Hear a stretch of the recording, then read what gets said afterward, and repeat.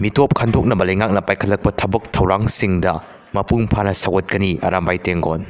Manipurda Leisabi mari COVID positive oire apunba positive case sahumga nifu taret sure hari. New Kaithen manbidagi lanjanakraba khunjasingi yumgi pibam DC na yangsinkhre.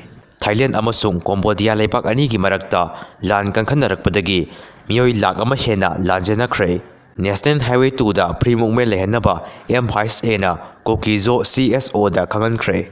BJP ki Spokesperson Suresh Kumar da BJP Manipur Pradesh ki show cause notice Thakhre. Kanglon kaina sangsilakliba mitop sing khandokpagi drive singda chanagadaba anauba SOP semle police.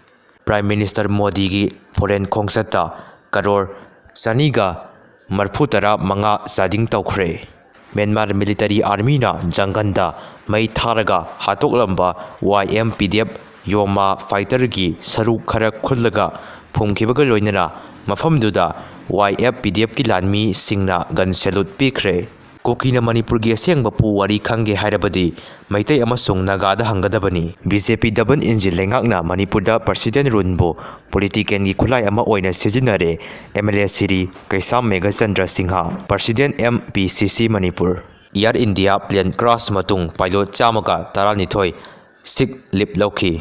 Anand Ambani gi company kaya da aranba kaya chatharamba thengnakhre.